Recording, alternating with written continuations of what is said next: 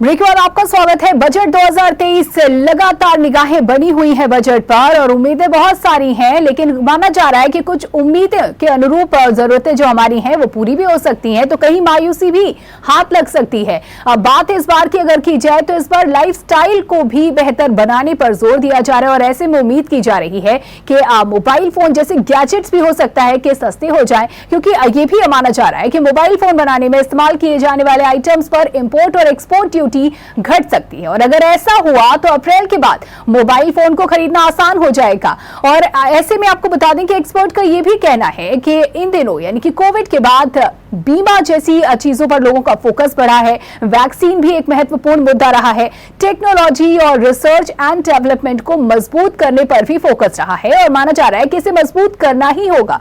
और अगर ऐसा होता है तो ऐसे में सरकार को हेल्थ बजट में 20 से 30% की बढ़ोतरी करनी होगी, यानी कि हेल्थ बजट में 20 से 30% की बढ़ोतरी की जा सकती है। वही बात अगर किसानों को की जाए तो किसानों को भी थामने का प्रयास किया जाएगा इस बजट में, क्योंकि अब 2024 को ध्यान में रखते हुए 2023 का ये बजट माना जा रहा है, क्योंकि मोदी सरकार का ये इस साल इस सरकार का आखिरी बजट होगा।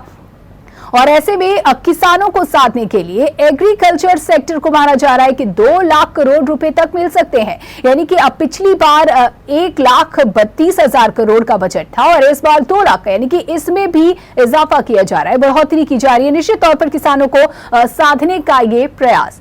नेचुरल फार्मिंग के लिए किसानों को इंसेंटिव के साथ ब्रांडिंग और मार्केटिंग के लिए संगठन बनाने का ऐलान हो सकता है, यानी कि किसानों की जो अब तक की राहें मुश्किलें थी, जिस तरह की उन्हें चुनौतियों का सामना करना पड़ता था, उन सभी चुनौतियों को दूर करने का प्रयास किया जाएगा, उनकी राहों को आसान करने का भी प्रयास किया जाएगा और इससे जुड़े हुए तमाम महत्वपूर्ण ऐलान हो सकते हैं इस बजट में। इसके साथ ही पीएम किसान योजना की सम्मान निधि में भी माना जा रहा है, उम्मीद की जा रही है कि इस बार बढ़ोतरी का ऐलान किया जा सकता है। सरकार की प्राथमिकता क्योंकि इस बार मेक इन इंडिया हथियार और टेक्नोलॉजी पर है और ऐसे में एक्सपर्ट का कहना है कि अगर मेक इन इंडिया टेक्नोलॉजी पर बढ़ोतरी की बात की जा रही है, प्राथमिकता में है, तो ऐसे में रक्षा बजट का बढ़ना भी तय है, क्योंकि हम सभी जानते हैं कि लगातार सीमा पर चीन से तनाव जारी है, लगातार झड़प की खबरें आती रही हैं। कब स्थिति किस ओर चली जाए इसको लेकर के संशय बना रहता है और ऐसे में माना जा रहा है कि रक्षा बजट बढ़ सकता है, यानी कि रक्षा बजट का बढ़ना तय माना जा रहा है लगातार, क्योंकि आपको बता रहे हैं कि सीमा पर चीन से तनाव जारी है और ऐसे में माना जा रहा है कि रक्षा बजट में इस साल 10% तक की बढ़ोतरी हो सकती है। वहीं पिछली बार रक्षा बजट में जिस तरीके से कमी को लेकर के काफी किरकिरी हुई थी सरकार की और इस बजट को, और ऐसे में माना जा रहा है कि इस कमी को, इस शिकायत को दूर किया जा सकता है स्थिति को भांपते हुए, स्थिति के अनुरूप। बता दें कि पिछले साल 5.25 लाख करोड़ रुपए दिए गए थे और वहीं इस बार इसमें 10% की बढ़ोतरी की जा सकती है। और बात अब रेल की जाए तो रेल के बजट को बढ़ाया जा सकता है, क्योंकि Delhi Meerut rapid train, Mumbai Ahmedabad bullet train, पूर्वोत्तर को बाकी राज्यों से जोड़ने वाली बैरबी सायरंग प्रोजेक्ट को जल्द से जल्द पूरा करने का टारगेट है। इन टारगेट को पूरा करने के लिए निश्चित तौर पर बजट को बढ़ाना ही होगा और ये चुनौती इस वक्त सामने है, ये प्रोजेक्ट इस वक्त सामने है और ऐसे में माना जा रहा है कि इस सेक्टर में भी बजट बढ़ाया जा सकता है, क्योंकि अगर महत्वाकांक्षाओं की बात की जाए, आगे के लक्ष्य की बात की जाए, जो टारगेट सेट है, अगले 2 सालों में 400 वंदे भारत ट्रेनें चलाई जानी है और ऐसे में इस पर ध्यान देना, यानी कि इस सेक्टर पर ध्यान देना बेहद जरूरी हो जाता है और यही वजह है कि ट्रेन को लेकर के भी बजट बढ़ाया जा सकता है, रेल विभाग में भी बजट बढ़ाया जा सकता है। अगले 2 साल में 400 वंदे भारत ट्रेनें चलाई जानी है, जो कि राजधानी और शताब्दी की जगह ले लेंगी और ऐसे में बजट को बढ़ाते हुए इनके लिए 1800 करोड़ रुपए दिए जा सकते हैं। तो सभी की निगाहें यहां पर टिकी हुई हैं कि किस तरीके से बजट किसके लिए क्या कुछ देने वाला है, नौकरी पेशा लोगों के लिए क्या खास होने वाला है, जो उद्यमी है, जो व्यवसायी हैं, वो क्या कुछ उनकी झोली में आने वाला है। और हमारे साथ हमारे संवाददाता कानपुर से विवेक दीक्षित जुड़ चुके हैं। विवेक, आपसे जानना चाहेंगे बजट को लेकर के कितने उत्साहित हैं लोग और उम्मीदें क्या है लोगों को इस बार के बजट से? जी बिल्कुल, देखिए जिस तरीके से ये जो बजट आ रहा है 2024 लोकसभा चुनाव से पहले ये बजट आ रहा है, तो कहीं ना कहीं लोगों को बेहद उम्मीद है, इस बात की कयास लगाई जा रही है कि इस बजट में जो केंद्र की सरकार है वो पूरी तरीके से अपना पिटारा खोल देगी, चाहे वो व्यापारी वर्ग हो, चाहे वो मिडिल क्लास हो, लोअर क्लास हो या अपर क्लास हो, कोई भी हो, हर कोई इस बजट पे बेहद उम्मीदें लगा रहा है। बात अगर महिलाओं की जाए तो महिलाओं को इस आने वाले बजट से कुछ खास ज्यादा उम्मीदें हैं, क्योंकि वित्त मंत्री जो देश की वित्त मंत्री है वो भी एक महिला है, तो कहीं ना कहीं महिला है जिसको बजट को लेकर काफी ज्यादा उत्साहित है। बीते कुछ दिनों की बात की जाए तो कहीं ना कहीं देखा जाता विपक्ष इसको मुद्दा बनाया था, जिस तरीके से गैस सिलेंडर के दाम बढ़ रहे थे, पेट्रोल के दाम बढ़ रहे थे, विपक्ष ने इसको एक लंबे समय तक मुद्दा बनाया और अभी भी इसको लेकर आवाजें उठा रहा है, महंगाई की बात कर रहा है, बेरोजगारी की बात कर रहा है। कहीं ना कहीं से जो महिलाएं हैं उनको इस बात को लेकर उत्साहित है कि कुछ बहुत ऐसे सामान जो किसी प्रोडक्ट है या रोजमर्रा की चीजों के लिए ये सामान है, तो इसमें कहीं ना कहीं से महिलाओं को राहत मिलेगी। उनकी किचन जो है, जो रसोई है, वो कहीं ना कहीं से थोड़ा सा उसमें राहत मिलेगी, कुछ चीजें जो सस्ती होगी। बात अगर पेट्रोलियम पदार्थ की जाए तो पेट्रोलियम के रेट बढ़ने से हर एक चीज की महंगाई बढ़ जाती है। तो इस बात की जो लोग है, इस बात की बजट से इस बात की भी उम्मीद कर रहे हैं कि कहीं ना कहीं से जो पेट्रोल होगा शायद उसके भी दामों में गिरावट आए। एमएसएमई क्षेत्र की बात की जाए तो जो छोटे उद्योग के लोग हैं, व्यापारी, खासकर व्यापारी इस बात की मांग उठा रहे हैं कि जो छोटे बजट के का काम करने वाले लोग हैं उनको इस बार कुछ इस बजट में कुछ राहत मिलनी चाहिए। जिस तरीके से उनको भी लगातार जीएसटी देना पड़ रहा है, हालांकि इस जीएसटी को लेकर देश की अर्थव्यवस्था में भारी बदलाव देखा गया है, उछाल देखा गया है, अर्थव्यवस्था उठी है कहीं ना कहीं से, लेकिन इसके बावजूद इस बजट से इस बात की पूरी उम्मीद की जा रही है कि कहीं ना कहीं से व्यापारियों को थोड़ी राहत मिलने का काम होगा इस बार बजट में। फिलहाल हम अपने पेट्रोल व्यापार मंडल अध्यक्ष के साथ बैठे हुए आलोक जी अफसर जी हमारे साथ है, व्यापारी है, बताएंगे कि इस बजट से इस बार क्या क्या उम्मीद है। आलोक जी अफसर है। देखिए, इस बजट से आम बजट जो आ रहा है इस साल का, तो उससे व्यापारी वर्ग को बहुत बड़ी उम्मीदें हैं कि जिसके अंदर ये जो भी छूट की जहां तक इनकम टैक्स की छूट है, आज की डेट में सरकार जो है 9 लाख तक तो आप जो है गरीबी की रेखा के नीचे मानती है कि 9 लाख रुपए तक वाला जो है आदमी गरीब है और 5 लाख रुपए पे आप टैक्स लगा रहे हैं। तो हमारी पहली मांग ये है कि इसको बढ़ाकर कम से कम 10 लाख रुपए किया जाए जिसमें कोई टैक्स देता ना हो। और या तो दूसरा प्रश्न मेरा ये भी सुझाव था कि कुल मिलाकर के प्रत्येक बिल पर जितने बिल कटते प्रत्येक वर्ष भारत में कुछ बिलों पे आधा 0.5% टैक्स लगा दिया है, जिससे इनकम टैक्स की इनकम भी बढ़ेगी, देश की मतलब खजाना भी बढ़ेगा और व्यापारियों को भी राहत मिलेगी। और उसके अलावा दूसरा सबसे बड़ी चीज है कि जैसे पिछले कोरोना के बाद एमएसएमई को काफी बढ़ावा दिया गया, उसके 34% तक उछाल आया है। उसी तरह व्यापारियों के लिए भी कुछ ऐसा किया जाए कि उनको भी कुछ इस तरह का जो है लोन या ऋण स्वीकृत किया जाए जो बहुत कम ब्याज दर पर हो, जिससे व्यापारी अपने व्यापार को बढ़ा सके, जो पिछले कोविड से काफी हद तक पीड़ित चल रहा है। अच्छा, एक लंबे समय से मांग उठती है, मंडी शुल्क को लेकर मांग उठती है, व्यापारियों की मांग, तो इसके बारे में क्या कहेंगे, क्या उम्मीद कर रहे हैं? मंडी शुल्क प्रदेश में जितनी भी आपके खाने पीने की वस्तु, सब्जी है, लकड़ी है या जो भी मंडी से संबंधित चीजें प्रदेश में बाहर जाती है आती है, तो उसके पर मंडी शुल्क लगता है। उसके व्यापारी वर्ग बहुत इनसे मांग कर रहा है कि इसको मंडी शुल्क तत्काल हटाया, जो पहले हटा दिया गया था, जीएसटी में नहीं था, क्योंकि जीएसटी में मंडी शुल्क था, लेकिन ये जो किसान वाला जो किसान बिल था उसके लागू होने से मंडी शुल्क हट गया था। लेकिन उसके बाद जो है मंडी शुल्क, जैसे किसान बिल हटा, मंडी शुल्क पूरा लग गया, जिससे व्यापारी वर्ग को 2.5% का जो लगभग मंडी शुल्क लगता है, उससे काफी दिक्कतें महसूस हो रही है। अगर वो हट जाए तो निश्चित तौर पर रोजमर्रा की जो चीजें हैं वो 2.5% तो कम से कम सस्ती हो जाएगी। अभी वित्त मंत्री देश की जो वो एक महिला है, तो क्या लगता है इस बार महिलाएं तो इसमें कितना उत्साहित है, क्या चाह रही है इस वजह से? महिला है और महिलाओं की मांग, जैसे हम लोग के घर में भी सबसे बड़ा जो आता था, जब गैस खत्म हो जाती है तो ये होता 1000 रुपए का सिलेंडर। देखिए, गवर्नमेंट ने सब्सिडी घटाई है और सब्सिडी घटा करके लोगों को मतलब एक तरीके से देश की सब्सिडी अच्छी बात तो नहीं होती है, तो मैं मानता हूँ, लेकिन एटलीस्ट जो उसकी लागत आ रही है कम से कम गवर्नमेंट उतना ही ले ले और तेल कंपनियों को भी कहे कि भाई एक असेंशियल वस्तु है, आवश्यक वस्तु में आती है, जो लागत आपकी आ रही वो ले, तो सिलेंडर का दाम मेरे हिसाब से सिलेंडर दाम 700 से ऊपर नहीं होगा। जी विवेक, जिस तरीके से जीएसटी कलेक्शन को माना जा रहा है कि इस बार बहुत शानदार जीएसटी कलेक्शन हुआ है, तो इसमें इस कलेक्शन में कितना अपना योगदान व्यापारी मांगते हैं और इसके आधार पर क्या कुछ सहूलियतों की उम्मीद रखते हैं? एक प्रश्न यह है कि जीएसटी का जो कलेक्शन है वो किस तरीके से, जिस तरह से जीएसटी आया तो पहले अर्थव्यवस्था में उछाल आया, तो उसको लेकर क्या जीएसटी का सबसे बड़ी चीज जीएसटी दे कौन रहा है? व्यापारी, मैन्युफैक्चरर्स दे रहे हैं, ट्रेडर्स दे रहे हैं, जीएसटी दे कौन रहा है? व्यापारी सरकार के प्रति पूर्णतः जो है लॉयल है। व्यापारी अपने तरफ से जितना भी जीएसटी बनता है पूरा दे रहा है और देश के हर महीने आप देखेंगे जीएसटी का कलेक्शन बढ़ रहा है। व्यापारी तो पूर्णतः सहयोग कर रहा है। वही हम कह रहे हैं, हम जब पूर्णतः सहयोग कर रहे हैं तो सरकार को भी चाहिए कि कम से कम व्यापारी वर्ग का ध्यान रखे। व्यापारी वर्ग का क्या है कि देखिए व्यापारी भी एक समाज से जुड़ा इस देश की अर्थव्यवस्था है, एक रीढ़ की हड्डी का काम करता है।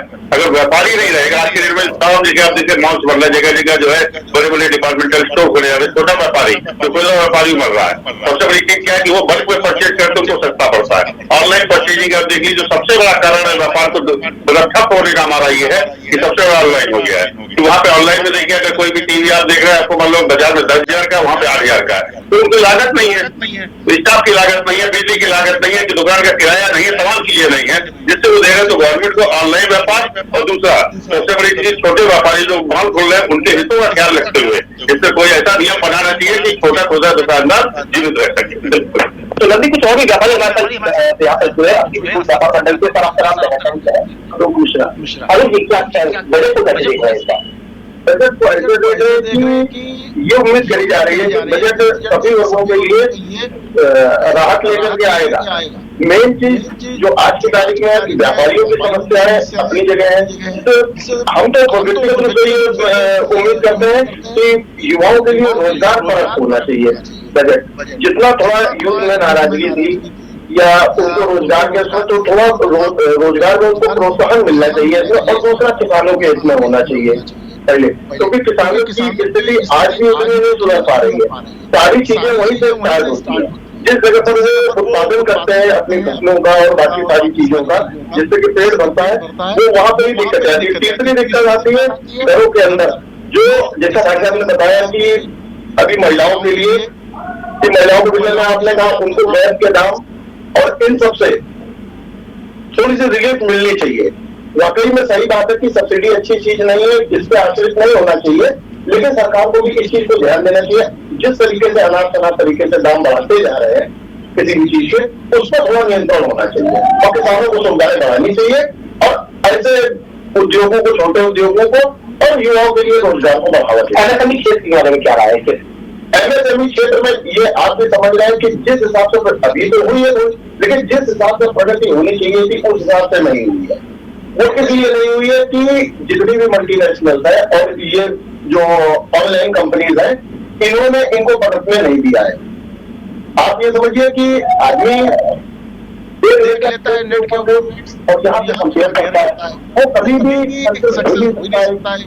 छोटे उद्योगों के लिए जो बढ़ावा है, तो उसके साथ और भी इनको प्रोत्साहन के लिए करनी चाहिए कि लघु उद्योग। बिल्कुल, बहुत शुक्रिया विवेक इन तमाम जानकारियों के लिए। तो लोगों को उम्मीदें जिस तरीके से लगातार बरकरार हैं और किसके हिस्से में क्या आने वाला है, किसकी झोली में क्या गिरने वाला है, 11 बजे से ये तस्वीर साफ होना शुरू हो जाएगी।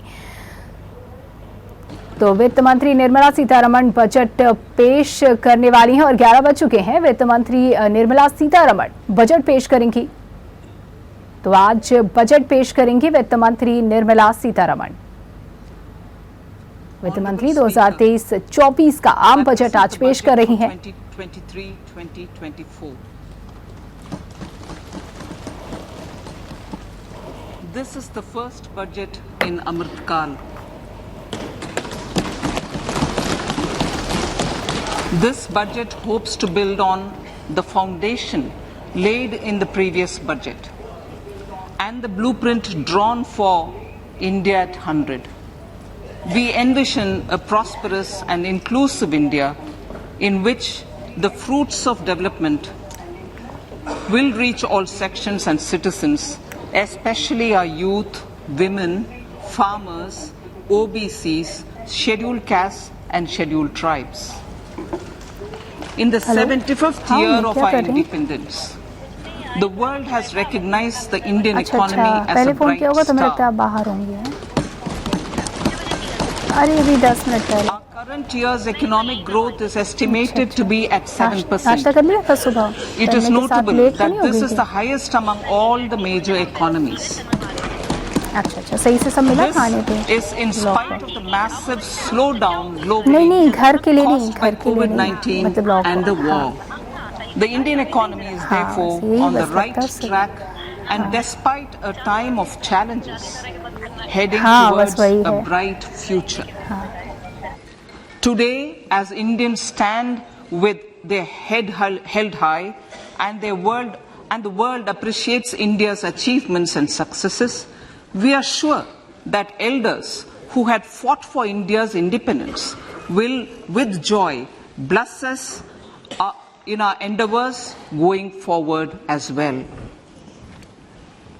Our focus on wide-ranging reforms and sound policies implemented through Sabka Prayas, resulting in Jan Bhagidari and targeted support to those in need, helped us perform well in trying times. India's rising global profile is because of the several accomplishments: unique world-class digital public infrastructure, example Aadhaar, CoWIN and UPI, COVID vaccination drive in unparalleled scale and speed, proactive role in frontier areas such as achieving the climate-related goals, Mission Life and National Hydrogen Mission. During the COVID-19 pandemic, we ensured that no one goes to bed hungry with a scheme to supply free food grains to over 80 crore persons for 28 months.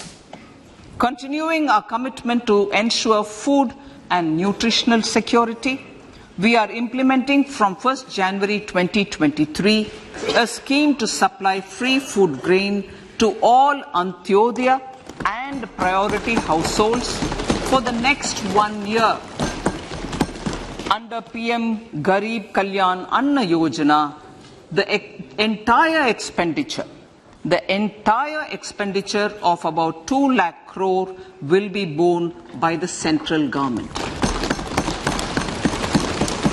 In these times of global challenges, the G20 presidency gives us a unique opportunity to strengthen India's role in the world economic order.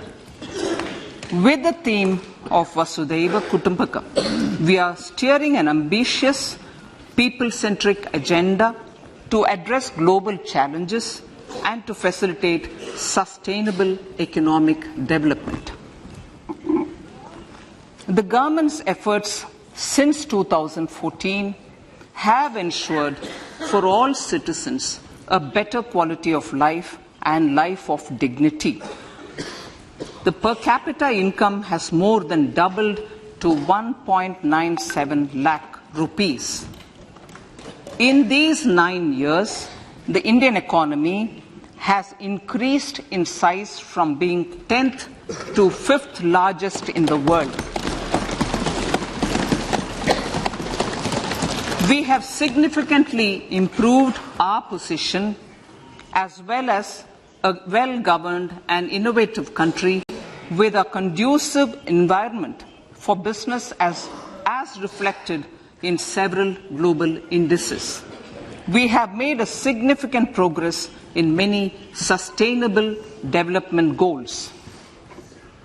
The economy has become a lot more formalized as reflected in the EPFO membership, more than doubling to 27 crore and rupees 7,400 crore digital payments of 126 lakh crore rupees through UPI in 2022. The efficient implementation of many schemes with universalization of targeted benefits has resulted in inclusive development.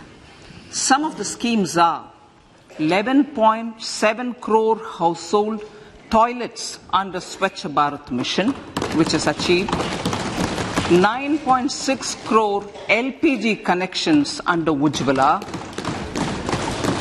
220 crore COVID vaccination of 102 crore persons, 47.8 crore PM Jan Dhan bank accounts,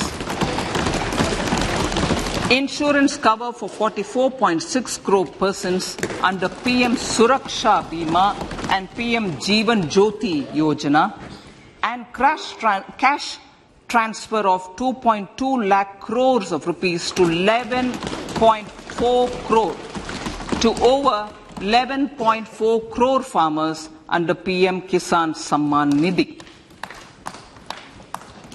Our vision for the Amritkal includes technology-driven and knowledge-based economy with strong public finances and a robust financial sector.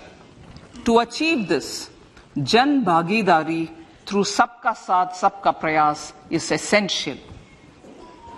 The economic agenda for achieving this vision focuses on three things. First, facilitating ample opportunities for citizens, especially the youth, to fulfill their aspirations. Second, providing strong impetus to growth and job creation. And third, strengthening macroeconomic stability.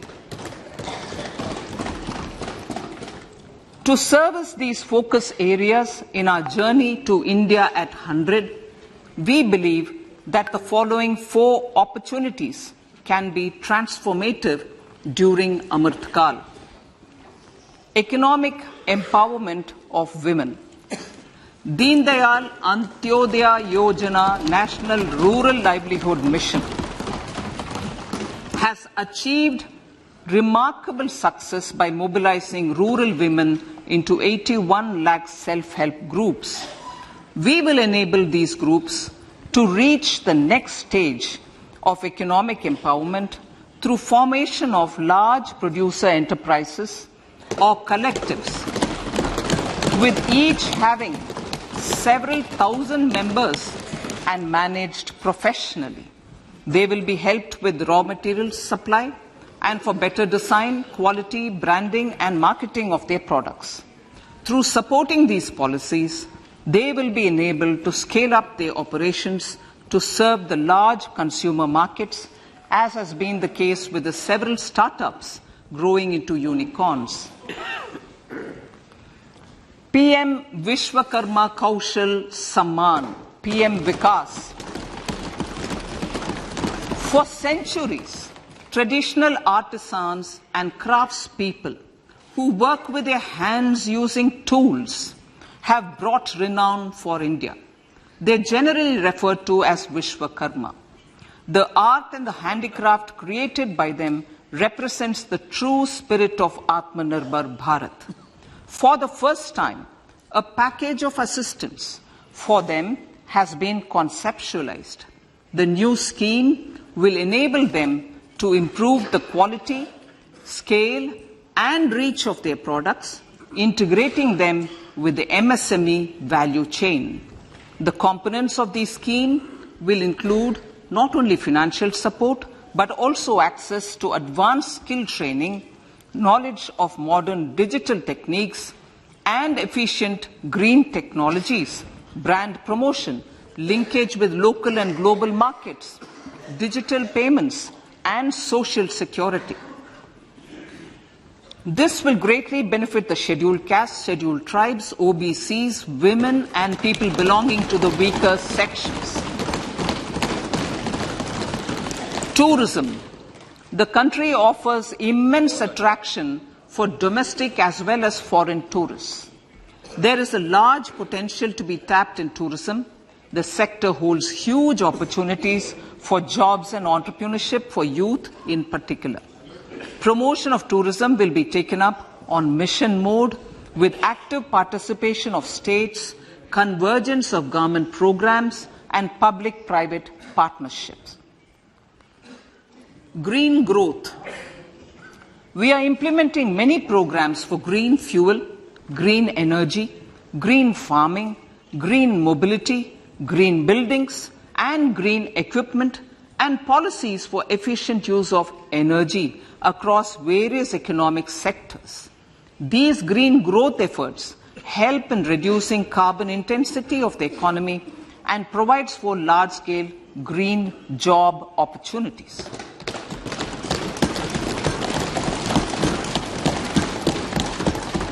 Priorities of this budget. The budget adopts the following 7 priorities. They complement each other and act as the Saptarishi guiding us through the Amrit Kal. Inclusive development, reaching the last mile, infrastructure and investment, unleashing the potential, green growth, youth power, and financial sector. I now speak on the priority number 1, inclusive development. The government's philosophy of Sabka Saath, Sabka Vikas has facilitated inclusive development covering in specific farmers, women, youth, OBCs, scheduled castes, scheduled tribes, Divyangjan and economically weaker sections, and overall priority for the underprivileged. Vanchiton ko variyata. There has also been a sustained focus on Jammu Kashmir, Ladakh and the Northeast. This budget builds on those efforts. Digital public infrastructure for agriculture. Digital public infrastructure for agriculture will be built as an open source, open standard and interoperable public good. This will enable inclusive farmer-centric solutions through relevant information services for crop planning and health, improved access to farm inputs, credit and insurance, help for crop estimation, market intelligence, and support for growth of agri-tech industry and startups.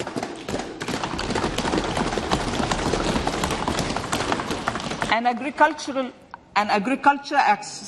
accelerator fund. An agriculture accelerator fund will be set up to encourage agri-startups by young entrepreneurs in rural areas. The fund will aim at bringing innovative and affordable solutions for challenges faced by farmers. It will also bring in modern technologies to transform agricultural practices, increase productivity and profitability. To enhance the productivity of extra long staple cotton, we will adopt a cluster-based and value chain approach through public-private partnerships. This will mean collaboration between farmers, state and industry for input supplies, extension services and market linkages. We will launch an Atmanirbhar Clean Plant program to boost availability of disease-free, quality planting material for high-value horticultural crops at an outlay of 2,200 crores. Global hub for millets, which are Sri Anna. India is the forefront. India is at the forefront of popularizing millets, whose consumption furthers nutrition, food security, and welfare of farmers, said the Honorable Prime Minister. We are the largest producer and second largest exporter of Sri Anna in the world. We grow several types of Sri Anna, such as Sri Anna Jowar, Sri Anna Ragi, Sri Anna Bajra, Sri Anna Kutu, Ramdana, Kangni, Kutni, Kutki, Kodo, China, and Sama. These have a number of health benefits and have been an integral part of our food for centuries. I acknowledge with pride the huge service done by small farmers in contributing to the health of fellow citizens by growing these Sri Anna. Now, to make India a global hub for Sri Anna, the Indian Institute of Millet Research, ideally Indian Institute of the Sri Anna Research, Hyderabad, will be supported as the center of excellence for sharing best practices, research and technologies at the international level. The agricultural credit target will be increased to 20 lakh crores with focus on animal husbandry, dairy and fisheries. We will launch a new sub-scheme of PM Matsya Sampada Yojana, which is an existing scheme, but we launch a new sub-scheme with targeted investment of 6,000 crores to further enable activities of fishermen, fish vendors, and micro and small entrepreneurs, improve value chain efficiencies, and expand the market. For farmers, especially small and marginal farmers and other marginalized sections, the government is promoting cooperative-based economic development model. A new Ministry of Cooperation was formed with a mandate to realize the vision of Sahakar se Samriddhi. To realize this vision, the government has already initiated computerization of 63,000 primary agricultural credit societies with an investment of 2,516 crores. In consultation with all the stakeholders and the states, model bylaws for PACS were formulated, enabling them to become multi-purpose PACS. A national cooperative database is being prepared for countrywide mapping of cooperative societies. With this backdrop, we will implement a plan to set up massive decentralized storage capacity.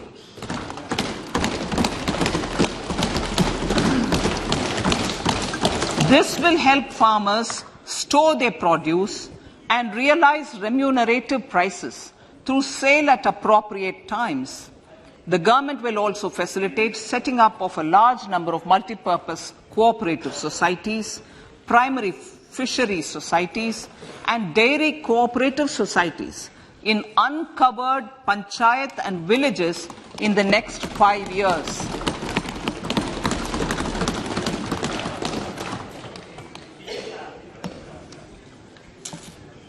Health, education, and skilling. 157 new nursing colleges will be established in co-location with the existing 157 medical colleges established since 2014. A mission to eliminate sickle cell anemia by 2047 will be launched. It will entail awareness creation, universal screening of 7 crore people in the age group of 0 to 40 years in affected tribal areas, and counseling through collaborative efforts of central ministries and state governments. Facilities in select ICMR labs, Indian Council for Medical Research Labs, will be made available for research by public and private medical college faculty and private sector R&D teams for encouraging collaborative research and innovation. A new program to promote research and innovation in pharmaceuticals will be taken up through centers of excellence. We shall also encourage industry to invest in research and development in specific priority areas. Dedicated multidisciplinary courses for medical devices will be supported in existing institutions to ensure availability of skilled manpower for futuristic medical technologies, high-end manufacturing, and research. Teachers' training. Teachers' training will be re-envisioned through innovative pedagogy, curriculum transaction, continuous professional development, dipstick surveys, and ICT implementation. The District Institute of Education and Training will be developed as vibrant institutes of excellence for this purpose.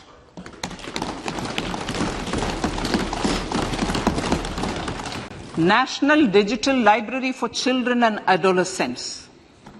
A national digital library for children and adolescents will be set up for facilitating availability of quality books across geographies, languages, genres, and levels, and device-agnostic accessibility. States will be encouraged to set up physical libraries for them at panchayat and ward levels and provide infrastructure for accessing the national digital library resources. Additionally, to build a culture of reading and to make up for pandemic time learning loss, the National Book Trust, the Children's Book Trust, and other sources will be encouraged to provide and replenish non-curricular titles in regional languages and in English to these physical libraries. Collaboration with NGOs that work in literacy will also be a part of this initiative to inculcate financial literacy. Financial sector regulators and organizations will be encouraged to provide age-appropriate reading material to these libraries. I move to priority 2, reaching the last mile. Prime Minister Vajpayee's government had formed the Ministry of Tribal Affairs and the Department of Development of Northeast Region to provide a sharper focus to the objective of reaching the last mile. Our government has formed the Ministries of Ayush, Fisheries, Animal Husbandry and Dairying, Skill Development, Jal Shakti and Cooperation. Building on the success of the Aspirational Districts program, the government has recently launched the Aspirational Blocks program, covering 500 blocks for saturation of essential government services across multiple domains such as health, nutrition, education, agriculture, water resources, financial inclusion, skill development and basic infrastructure. Manya Speaker, Sir, Pradhan Mantri PVTG, which is Primitive Vulnerable Tribal Groups Development Mission, is being launched. To improve socio-economic conditions of the particularly vulnerable tribal groups, the PVTGs as we refer them to, Pradhan Mantri PVTG Development Mission will be launched. This will saturate PVTG families and habitations with basic facilities such as safe housing, clean drinking water and sanitation, improved access to education, health, nutrition, road and telecom connectivity, and sustainable livelihood opportunities. An amount of 15,000 crores will be made available to implement the mission in the next 3 years under the Development Action Plan for the Scheduled Tribes. Ekalavya Model Residential Schools. In the next 3 years, Centre will recruit 38,800 teachers and support staff for the 740 Ekalavya Model Residential Schools, which is serving 3.5 lakh tribal students.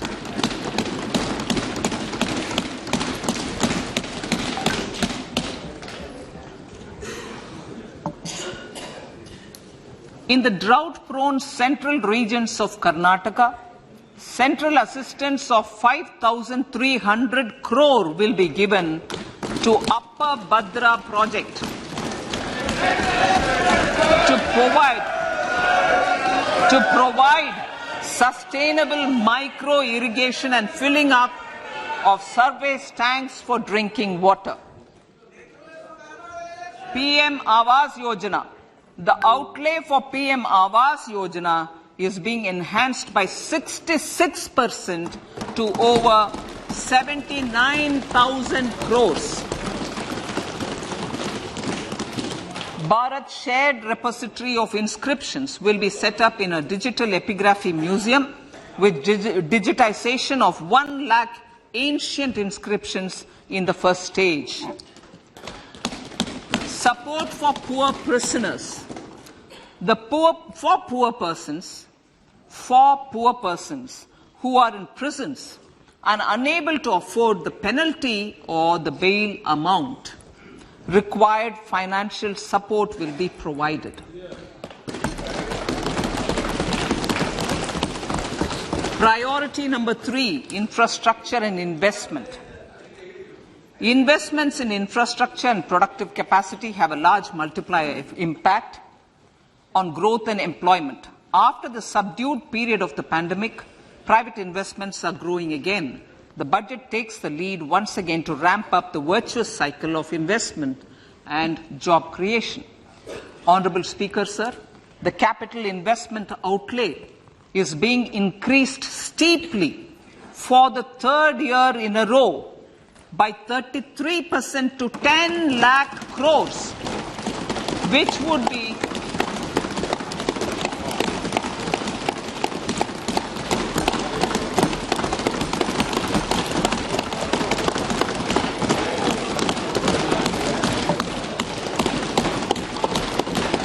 which would be 3.3% of GDP. This will almost be 3 times the outlay made in 2019-20.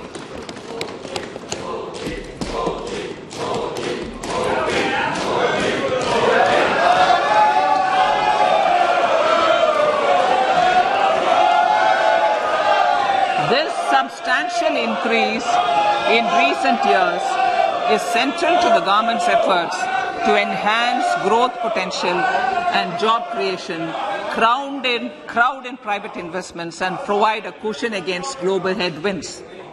The direct capital investment by the centre is complemented by the provision made for creation of capital assets through grants and aids to state. The effective capital expenditure of the centre is budgeted at 13.7 lakh crore rupees, which will be 4.5% of GDP. Support to state governments for capital investment. I have decided to continue the 50-year interest-free loan to state governments for 1 more year to spur investment in infrastructure and to incentivize them for complementary policies actions with a significantly enhanced outlay of 1.3 lakh crores. The newly established Infrastructure Finance Secretariat will assist all stakeholders for more private investment in infrastructure, including railways, roads, urban infrastructure and power, which are predominantly depend on public resources. The harmonized master list of infrastructure will be reviewed by an expert committee for recommending the classification and financing framework suitable for Amartkal. A capital outlay, I'm talking about railways now, sir, Honourable Speaker, railways. A capital outlay of 2.40 lakh crores has been provided for the railways.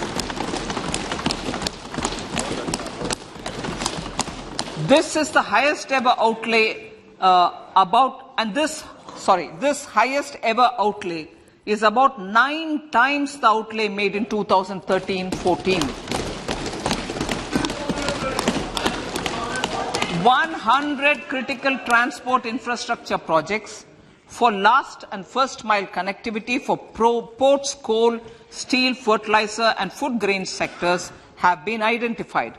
They will be taken up on priority with investment of 75,000 crores, including 15,000 crore from private sources. 50 additional airports, heliports, water aerodromes and advanced landing grounds will be revived for improving regional air connectivity.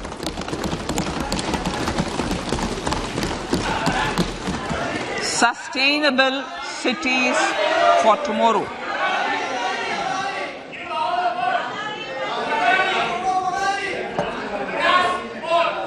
States and cities will be encouraged to undertake urban planning reforms and actions to transform our cities into sustainable cities of tomorrow.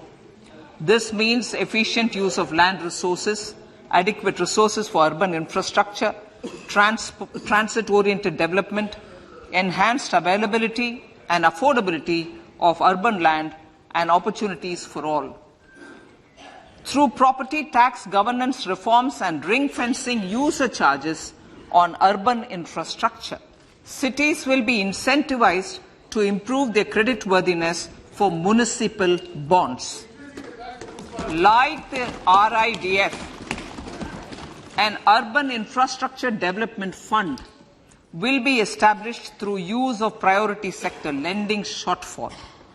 This will be managed by the National Housing Bank and will be used by public agencies to create urban infrastructure in Tier 2 and Tier 3 cities.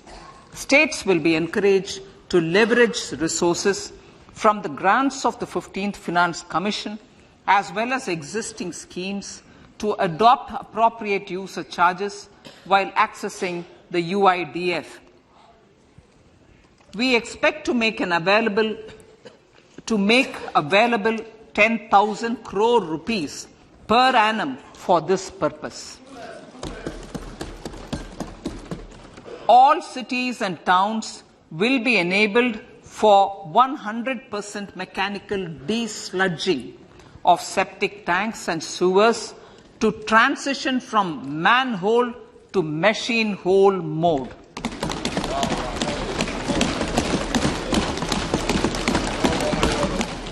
Enhanced focus will be provided for scientific management of dry and wet waste. Honorable Speaker, sir, our Prime Minister had said, good governance is the key to a nation's progress. Our government is committed to providing a transparent and accountable administration which works for the betterment and welfare of common citizens. Mission Karma Yogi. Under Mission Karma Yogi, centre, states and the union territories are making and implementing capacity building plans for civil servants. The government has also launched an integrated online training platform, I Got Karma Yogi, to provide continuous learning opportunities for lakhs of government employees to upgrade their skills and facilitate people-centric approach. Sir, for enhancing ease of doing business, more than 39,000 compliances have been reduced and more than 3,400 legal provisions have been decriminalized. For furthering the trust-based governance, we have introduced the Jan Vishwas Bill to amend 42 central acts. This budget proposes a series of measures to unleash the potential of our economy. Centers of Excellence for Artificial Intelligence. For realizing the vision of Make AI in India and Make AI Work for India, 3 Centers of Excellence for Artificial Intelligence will be set up in top educational institutions. Leading industry players will partner in conducting interdisciplinary research, develop cutting-edge applications, and scalable problem solutions in the areas of agriculture, health, and sustainable cities. This will galvanize an effective AI ecosystem and nurture quality human resources in the field. National Data Governance Policy. To unleash innovation and research by startups and academia, a national data governance policy will be brought out This will enable access to anonymized data. The KYC process will be simplified, adopting a risk-based instead of one-size-fits-all approach. The financial sector regulators will also be encouraged to have a KYC system fully amenable to meet the needs of digital India. One-stop solution for identity and address updating. A one-stop solution for reconciliation and updating of identity and address of individuals maintained by various government agencies, regulators and regulated entities will be established using DigiLocker service and Aadhaar as foundational identity. Speaker, sir, common business identifier for the business establishments required to have a permanent account number. The PAN will be used as the common identifier for all digital systems of specified government agencies.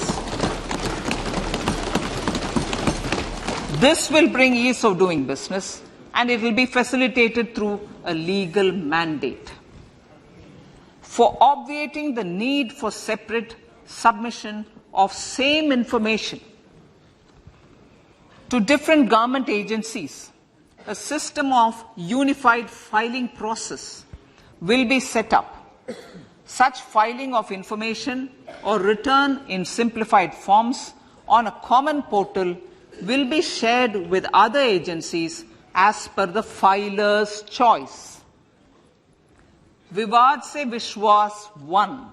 Relief for MSMEs.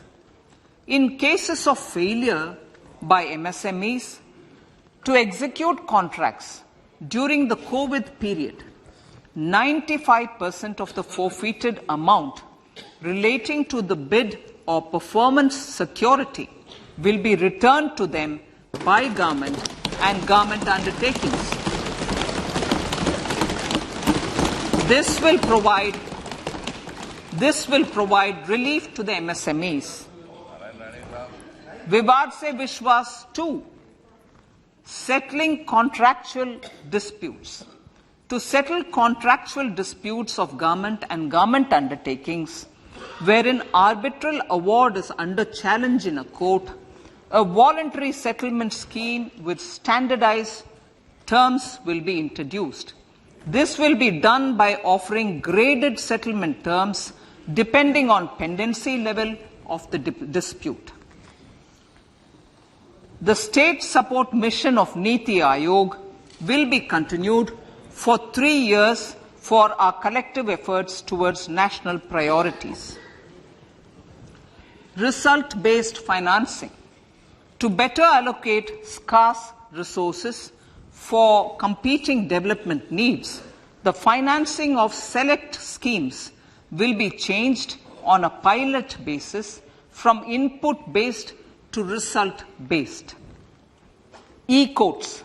For efficient administration of justice, Phase 3 of the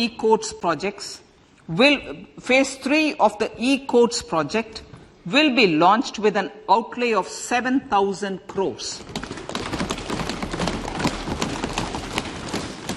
Fintech services in India have been facilitated by our digital public infrastructure, including Aadhaar, PM Jan Dhan Yojana, Video, KYC, India Stack, and UPI.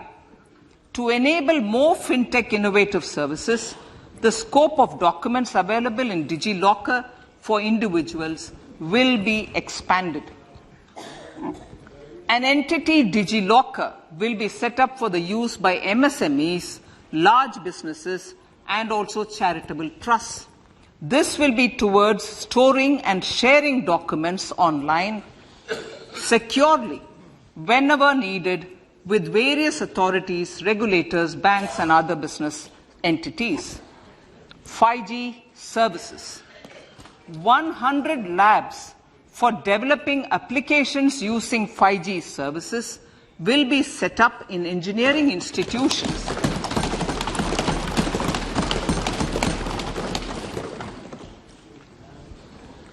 To realize a new range of opportunities, business models, and employment potential.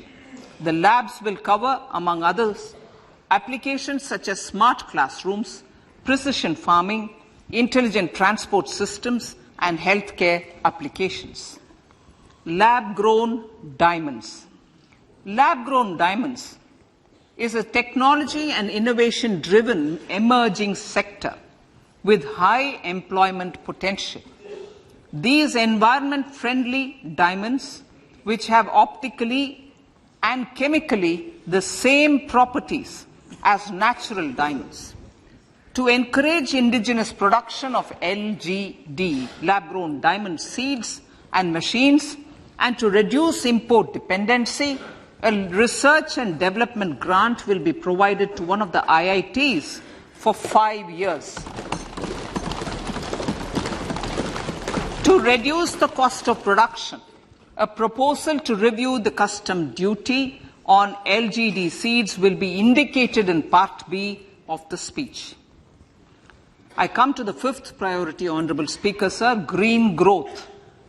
Honourable Prime Minister has given a vision for life or lifestyle for environment to spur a movement of environmentally conscious lifestyle. India is moving forward firmly for the Panchamrit, the net zero carbon emission by 2070 to usher in green industrial and economic transition. This budget builds on our focus on green growth.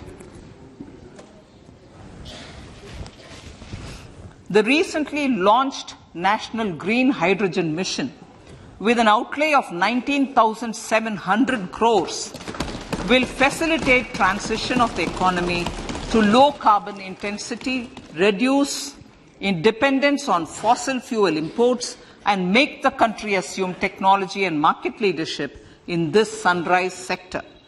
Our target is to reach an annual production of 5 MMT by 2030. Energy transition. This budget provides for 35,000 crores for priority capital investment towards energy transition and net zero objectives and energy security by Ministry of Petroleum and Natural Gas. To steer the economy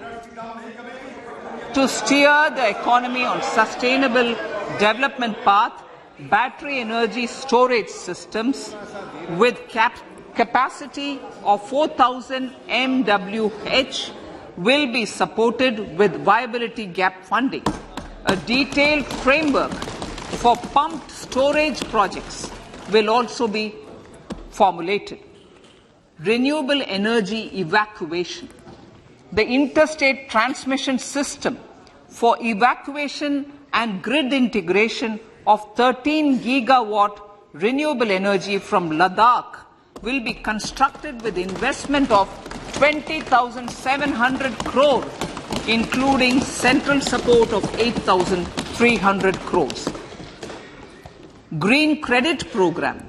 For encouraging behavioral change, a green credit program will be notified under the Environment Protection Act. This will incentivize environmentally sustainable and responsive actions by companies, individuals, and local bodies, and help mobilize additional resources for such activities. PM Program for Restoration, Awareness, Nourishment, and Amelioration of Mother Earth, PM Pranam, will be launched to incentivize states and union territories to promote alternative fertilizers and balanced use of chemical fertilizers. Go Bardhan Scheme. 500 new waste-to-wealth plants under Go Bardhan, galvanizing organic bio-agro resources done. Go Bardhan scheme will be established for promoting circular economy. These will include 200 compressed biogas plants, including 75 plants in urban areas, and 300 community or cluster-based plans at a total investment of 10,000 crores. I will refer to this in Part B also. In due course, a 5% CBG mandate will be introduced for all organizations marketing natural and biogas. For collection of biomass and distribution of biomanure, appropriate fiscal support will also be provided. Bharatiya Prakritik Kheti Bio-Input Resource Centers. Over the next 3 years, we will facilitate 1 crore farmers to adopt natural farming. For this, Honourable Speaker, 10,000 bio-input resource centres will be set up, creating a national level distributed micro-fertilizer and pesticide manufacturing network. Mishti.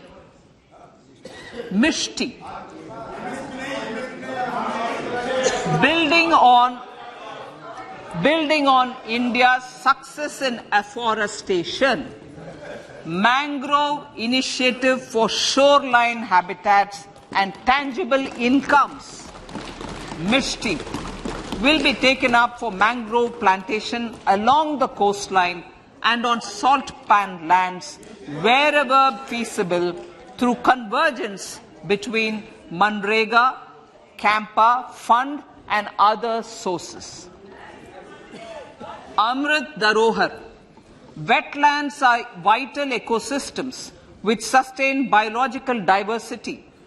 In his latest Mann Ki Baat, the Prime Minister said, now, I quote, now the total number of Ramsar sites in our country has increased to 75, whereas before 2014, there were only 26, unquote. Local communities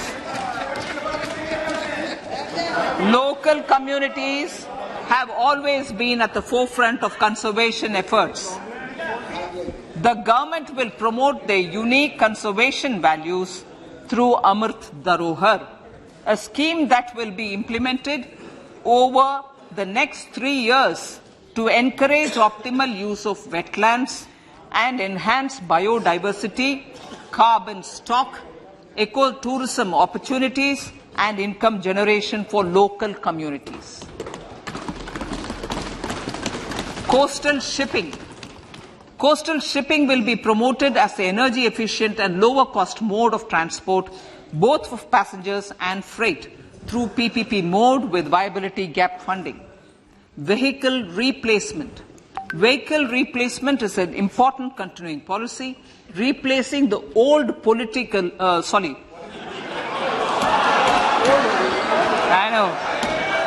replacing,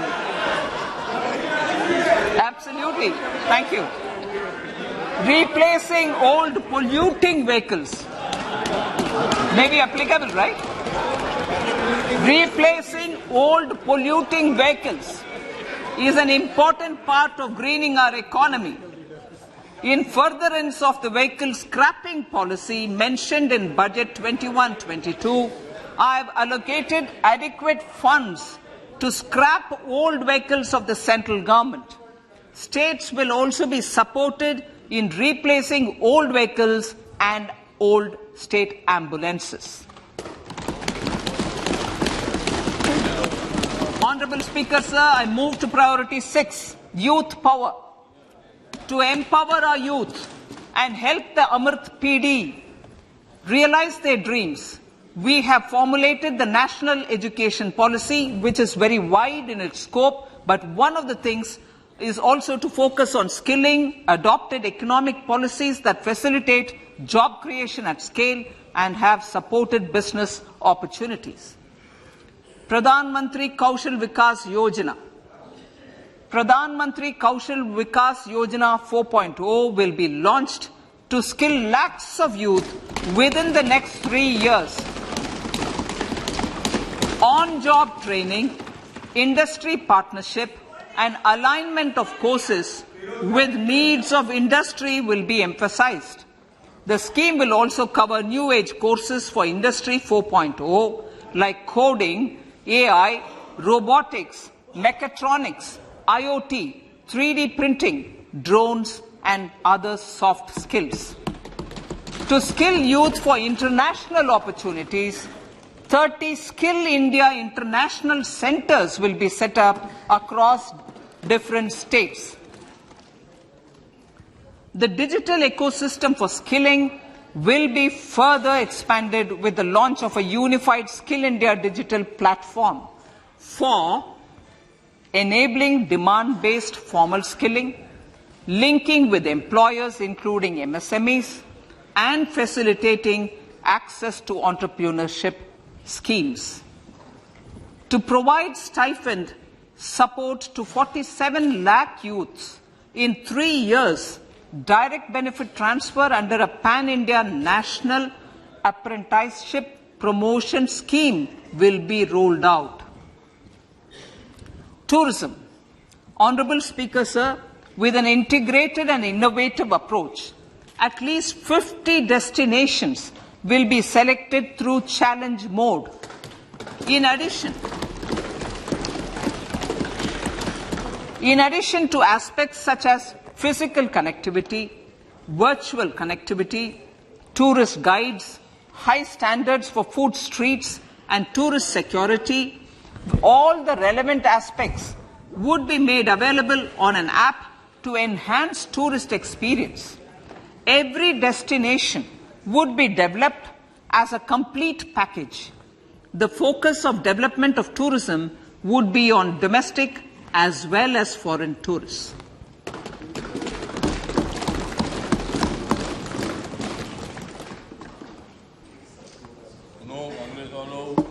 Sector-specific skilling and entrepreneurship development will be dovetailed to achieve the objectives of Dekho Apna Desh initiative. This was launched as an appeal by the Honorable Prime Minister to the middle class to prefer domestic tourism over international tourism. The integrated development of theme-based tourist circuits, the Swadesh Darshan scheme, was also launched. Under the Vibrant Villages program, tourism infrastructure and amenities will be facilitated in border villages. Unity Mall.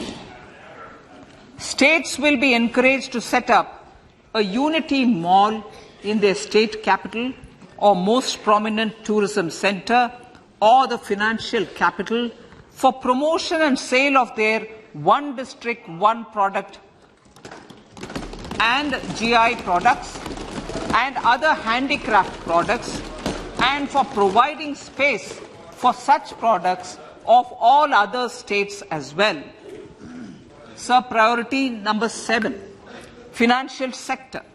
Our reforms in the financial sector and innovative use of technology have led to financial inclusion at scale, better and faster service delivery, ease of access to credit, and participation in financial markets. This budget proposes to further these measures. Credit guarantee for MSMEs. Last year, I proposed revamping of the credit guarantee scheme for the MSMEs. I am happy to announce that the revamped scheme will take effect from 1st April 2023 through infusion of 9,000 crores in the corpus. This will enable additional collateral-free guaranteed credit of 2 lakh crores of rupees. Further, the cost of credit will be reduced by about 1%. A national financial information registry will be set up to serve as a central repository of financial and ancillary information. This will facilitate efficient flow of credit, promote financial inclusion, and foster financial stability. A new legislative framework will govern this credit public infrastructure and will be designed in consultation with the RBI.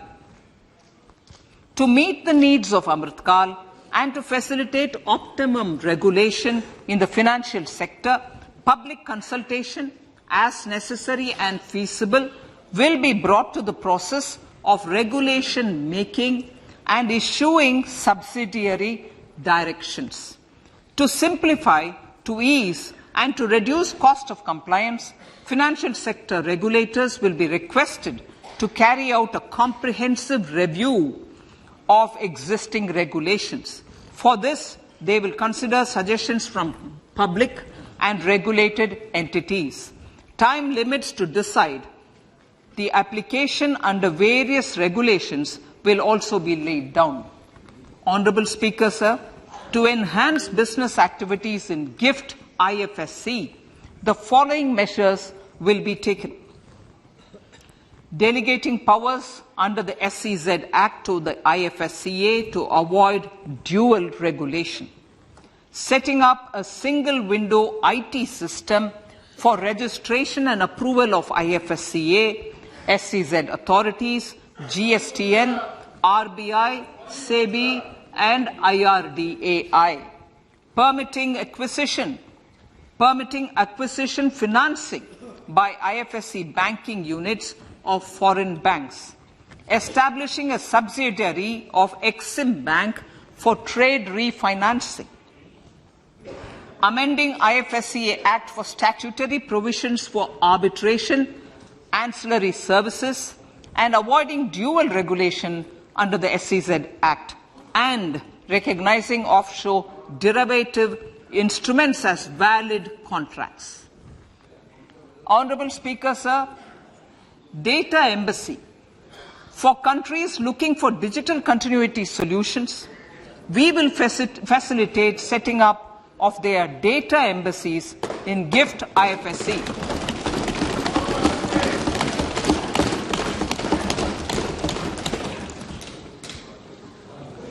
Improving governance and investor protection in banking sector. To improve bank governance and enhance investors' protection, certain amendments to the Banking Regulation Act, the Banking Companies Act and the Reserve Bank of India Act are being proposed. Capacity building in securities market. Honourable Speaker, sir, to build capacity of functionaries and professionals in the securities market, SEBI will be empowered to develop, regulate, maintain and enforce norms and standards for education in the National Institute of Securities Markets and to recognize award of degrees, diplomas and certificates. A central processing center will be set up for faster response to companies through centralized handling of various forms filed with field officers under the Companies Act. Reclaiming of shares and dividends. For investors to reclaim unclaimed shares and unpaid dividends from the Investor Education and Protection Fund Authority with ease, from the Investor Education and Protection Fund Authority with ease, an integrated IT portal will be established. Digital payments continue to find wide acceptance. In 2022, they show an increase of 76% in transaction and 91% in value. Fiscal support for this digital public infrastructure will continue in 2023-24. Azadi ka Amrit Mahotsav, Mahila Samman Bachat Patra. For commemorating Azadi ka Amrit Mahotsav, a one-time new small savings scheme, Mahila Samman Savings Patra or Savings Certificate, Mahila Samman Savings Certificate will be made available for a 2-year period up to March 2025. This will offer deposit facility up to 2 lakh in the name of a woman or girls for a tenure of 2 years at fixed interest rate of 7.5% with partial withdrawal option. Senior citizens. The maximum deposit limit for senior citizens savings scheme will be enhanced from 15 lakh to 30 lakhs of rupees.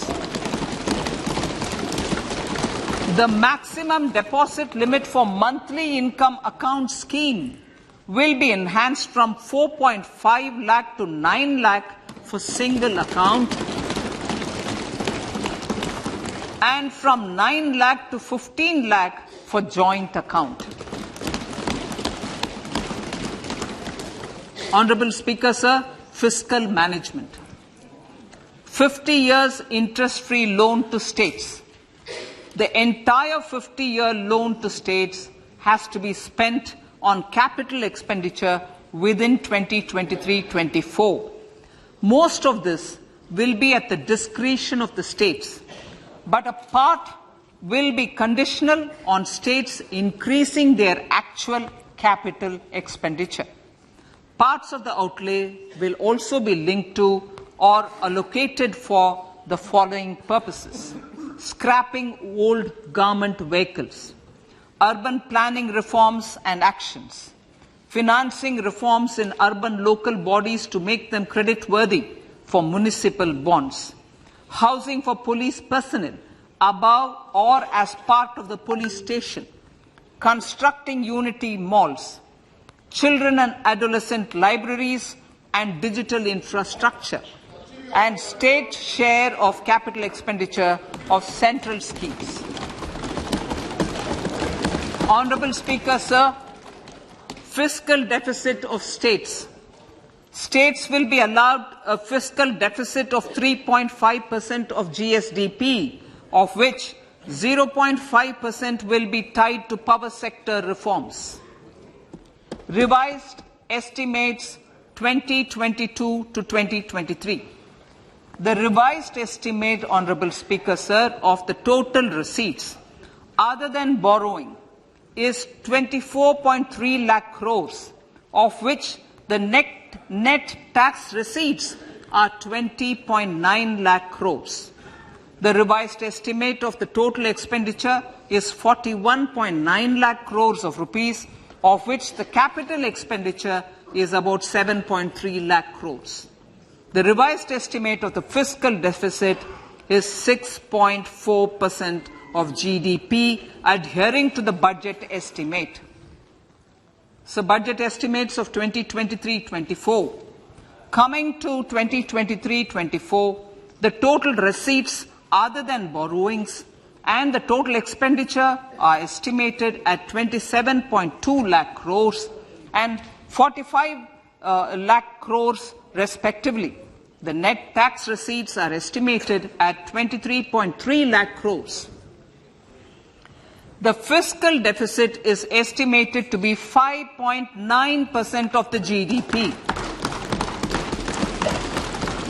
In my budget speech for 21-22, I had announced that we plan to continue the path of fiscal consolidation, reaching a fiscal deficit of below 4.5% by 2025-26, with a fairly steady decline over the period.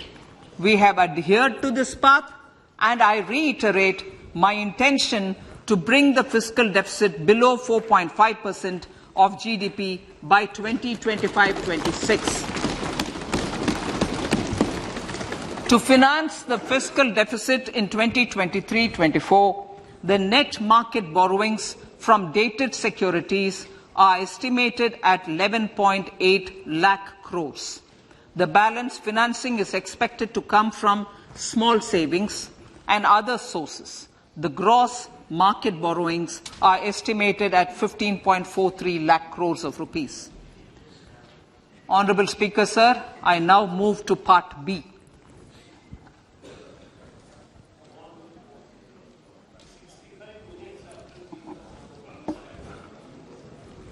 Indirect taxes. My indirect tax proposals will aim to promote exports, boost domestic manufacturing, enhance domestic value addition, encourage green energy and mobility. A simplified tax structure with fewer tax rates helps in reducing compliance burden and improving tax administration. I propose to reduce the number of basic customs duty rates on goods other than textiles and agriculture from 21 to 13.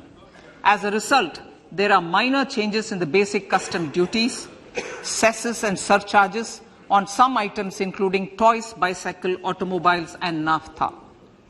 Green mobility. To avoid cascading of taxes on blended compressed natural gas, I propose to exempt excise duty on GST paid compressed biogas contained in it. To further provide impetus to green mobility, customs duty exemptions is being extended to import of capital goods and machinery required for manufacture of lithium-ion cells for batteries used in electrical vehicles as well. Electronics. As a result of various initiatives of the government, including phased manufacturing program, mobile phone production in India has increased from 5.8 crore units valued at about 18,900 crore in 2014-15 to 31 crore units valued at 2,75,000 crore in the last financial year. To further deepen domestic value addition in manufacturing of mobile phones, I propose to provide relief to customs duty. I propose to provide relief in customs duty on import of certain parts and inputs like camera lens and continue the concessional duty on lithium-ion cells for batteries for another year.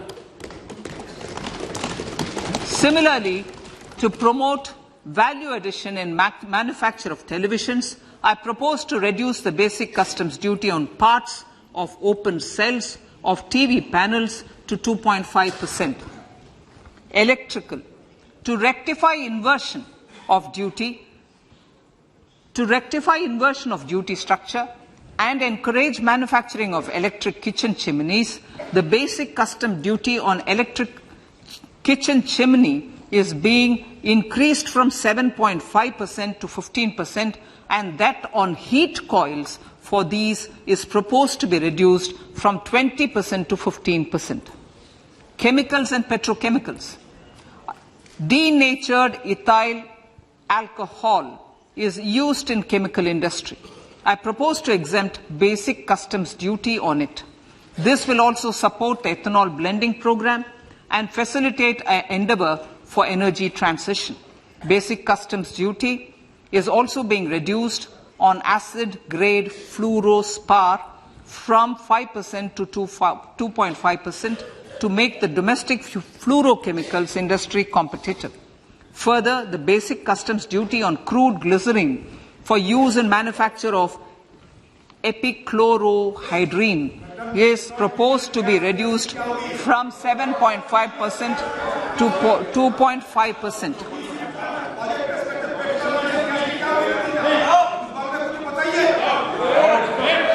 Marine products.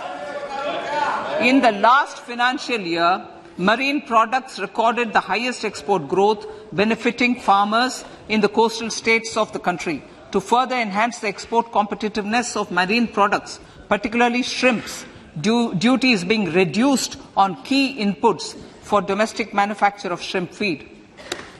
India is a global leader, as I said in Part A, in cutting and polishing of natural diamonds, contributing about 3/4 of the global turnover by value.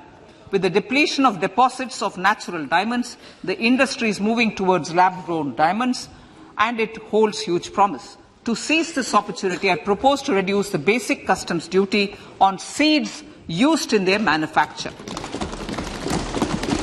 Customs duties on door or doré and bars of gold and platinum were increased earlier this fiscal. I propose to increase the duties on articles made therefrom to enhance the duty differential. I also propose to increase the import duty on silver doors, bars and articles to align them with that on gold and platinum. To facilitate availability of raw materials for the steel sector, exemptions from basic custom duty on raw materials for manufacture of CRGO steel, ferrous scrap and nickel cathode is being continued. Similarly, the concessional BCD of 2.5% on copper scrap is also being continued to ensure the availability of raw materials for secondary copper producers who are mainly in the MSME sectors. Compounded rubber. The basic custom duty rate on compounded rubber is being increased from 10% to 25% or 30 kg, whichever is lower, at par with that of natural rubber other than latex, to curb circumvention of duty. Cigarettes. National calamity contingent duty on specified cigarettes was last revised 3 years ago. This is proposed to be revised upwards by about 16%. Direct taxes. I now come to my direct tax proposals. Honourable Speaker, these proposals aim to maintain continuity and stability of taxation, further simplify and rationalise various provisions to reduce the compliance burden, promote the entrepreneurial spirit and provide tax relief to citizens. It has been constant endeavour of the Income Tax Department to improve taxpayers' services by making compliance easy and smooth. Our taxpayers portal received a maximum of 72 lakh returns in a day, processed more than 6.5 crore returns this year. Average processing period reduced from 93 days in financial year 13-14 to 16 days only now. And 45% of the returns were processed within 24 hours. We intend to further improve this, roll out the next generation common IT return form for taxpayer convenience, and also plan to strengthen the grievance redressal mechanism. MSMEs and professionals. MSMEs are growth engines of our economy. Micro enterprises with turnover up to 2 crore of rupees and certain professionals with turnover of up to 50 lakh rupees can avail the benefit of presumptive taxation. I propose to provide enhanced limits of 3 crore and 75 lakh respectively to the taxpayers whose cash receipts are no more than 5%. Whose cash receipts are no more than 5%. Moreover, to support MSMEs in timely receipt of payments, I propose to allow deduction for expenditure incurred on payments made to them only when payment is actually made. Cooperation. Cooperation is a value to be cherished. In realizing our Prime Minister's goal for Sehkar Se Samriddhi and his resolve to connect the spirit of cooperation with the spirit of Amrit Kal, in addition to the measures proposed in Part A, I have a slew of proposals for the cooperation sector. First, new cooperatives that commence manufacturing activities till 2024, 31st March, shall get the benefit of a lower tax rate of 15%, as is presently available to new manufacturing companies. Secondly, I propose to provide an opportunity to sugar cooperatives to claim payments made to sugarcane farmers for the period prior to the assessment year 2016-17 as expenditure. This is expected to provide them a relief of almost 10,000 crores. Thirdly, I am providing a higher limit of 2 lakh per member for cash deposits to loans in cash by primary agricultural cooperative societies and primary cooperative agriculture and rural development banks. I repeat that. Thirdly, I am providing a higher limit of 2 lakh per member for cash deposits to and loans in cash by primary agricultural cooperative societies and primary cooperative agricultural and rural development banks. Similarly, a higher limit of 3 crore for TDS on cash withdrawal is being provided to cooperative societies. Startups.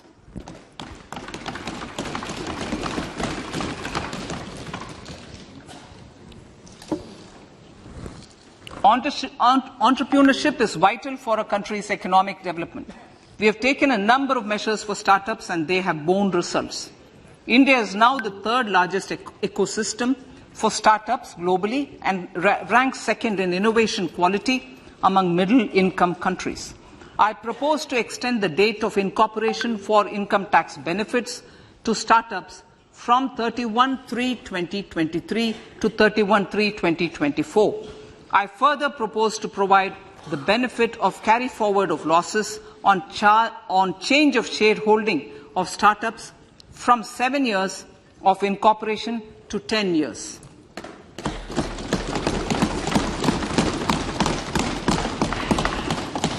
To reduce the pendency of appeals at commissioner level, I propose to deploy about 100 joint commissioners for disposal of small appeals. We shall also be more selective in taking up cases for scrutiny of returns already received this year. Better targeting of tax concessions. For better targeting of tax concessions and exemptions, I propose to cap deduction from capital gains on investment in residential house under Section 54 and Section 54F to 10 crores. Another proposal with similar intent is to limit income tax exemption from proceeds of insurance policies with very high value. Rationalization. Honourable Speaker, sir, there are a number of proposals relating to rationalization and simplification.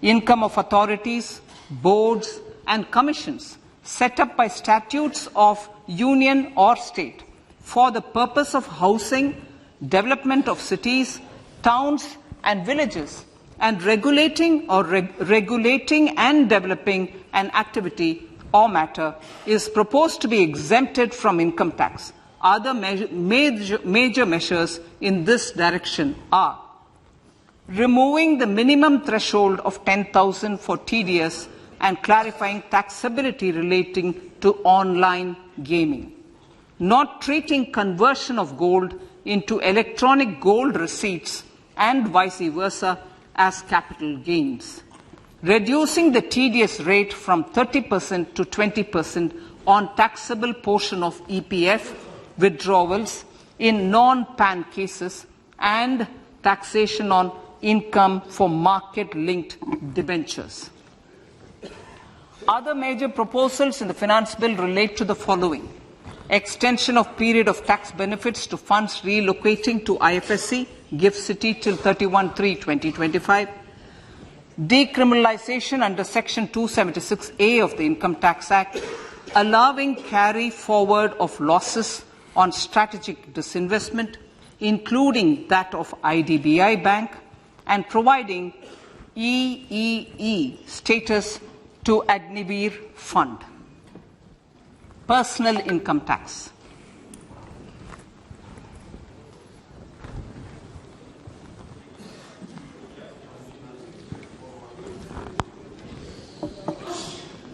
Now I come to what everyone is waiting for. Personal income tax. I have 5 major announcements to make in this regard. These primarily benefit our hard-working middle class. The first one concerns rebate. Currently, those with income up to 5 lakh do not pay any income tax in both old and new regimes. I propose to increase the rebate limit to 7 lakhs in the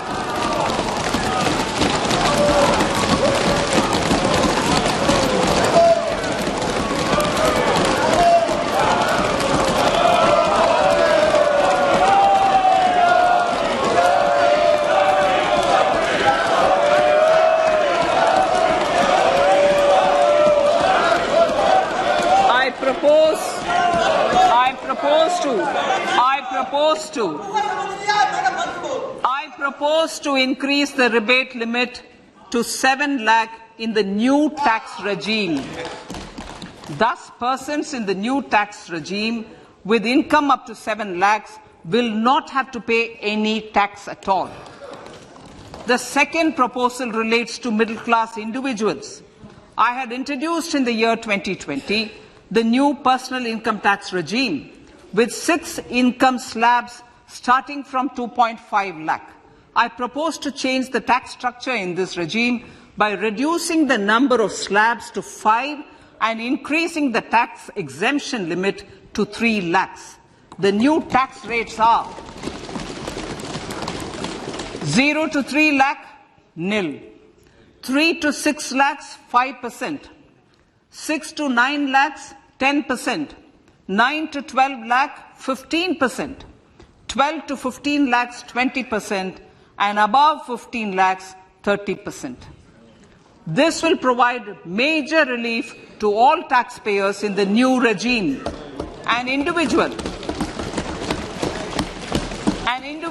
with an annual income of 9 lakhs will be required to pay only 45,000 rupees. This is only 5% of his or her income. It is a reduction of 25% on what he or she is required to pay now. That is 60,000. So in the place of 60,000, it is now only 45,000. Similarly, an individual with an income of 15 lakh rupees would be required to pay only 1.5 lakh or 10% of his income or her income, a reduction of 20% from the existing liability of 1,87,500 rupees. My third proposal is for the salaried class and the pensioners, including family pensioners, for whom I propose to extend the benefit of standard deduction to the new tax regime. Each salaried person with an income of 15.5 lakh rupees or more will thus stand to benefit by 52,500 rupees. My fourth announcement in personal income tax is regarding the highest tax rate, which in our country is 42.74%. This is among the highest in the world. I propose to reduce the highest surcharge. Rate from 37% to 25% in the new tax regime.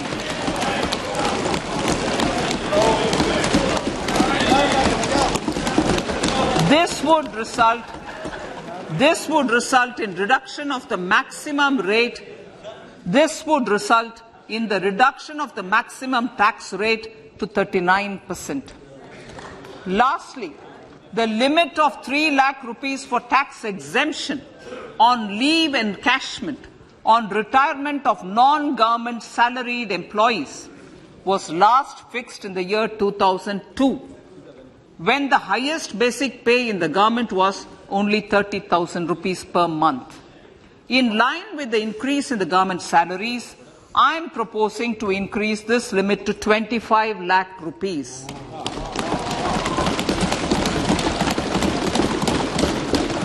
We are also making the new income tax regime as the default tax regime. However, citizens will continue to have the option to avail the benefit of the old tax regime. Apart from these, I am also making some other changes as given in the annexure. As a result of these proposals, revenue of about 38,000 crore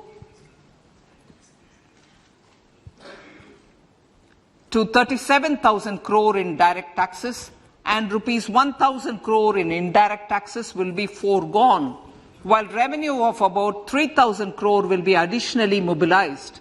Thus, the total revenue foregone is about 35,000 crores annually. Honorable Speaker, sir, with these words, I commend the budget to this August House.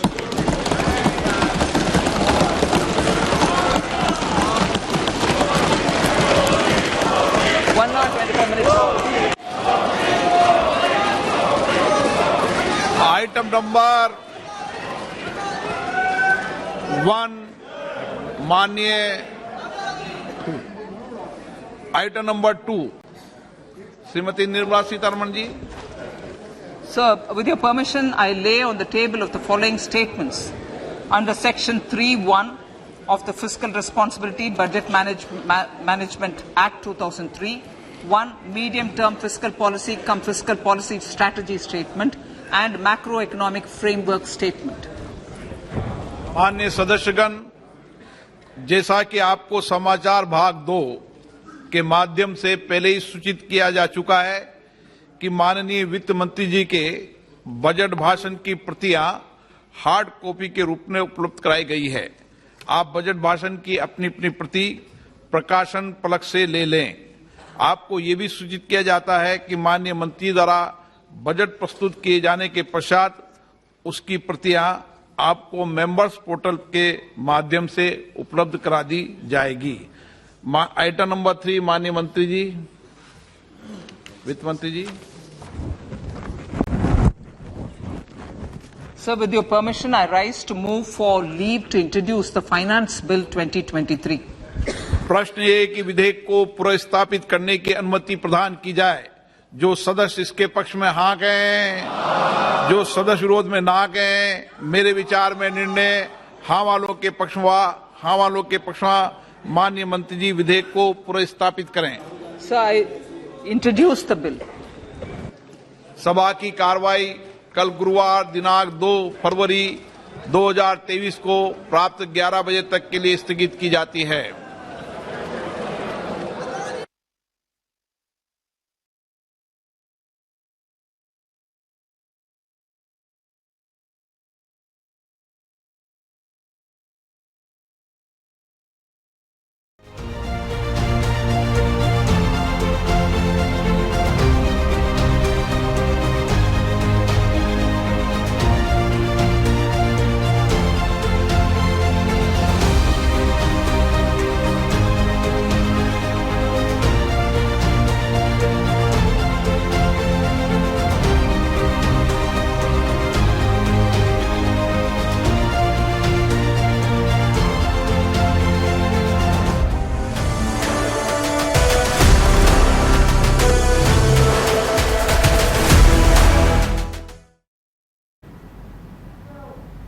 तो वित्त मंत्री Nirmala Sitharaman budget को पेश कर रही हैं। लगभग हर sector में महत्वपूर्ण ऐलान किए गए हैं। महिलाओं के लिए बहुत कुछ खास है इस बार। बुजुर्गों का भी ख्याल रखा गया। टैक्स स्लैब में बहुत ही महत्वपूर्ण बदलाव किए गए हैं। बड़े पैमाने पर यहां पर बदलाव किए गए हैं।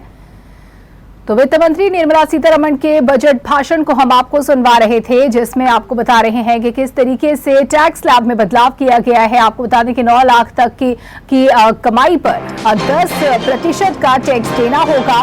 तो वहीं महिलाओं के लिए भी खास योजना सामने आई है, जिसमें आपको बता दें कि 2 साल के लिए बचत योजना सामने आई है।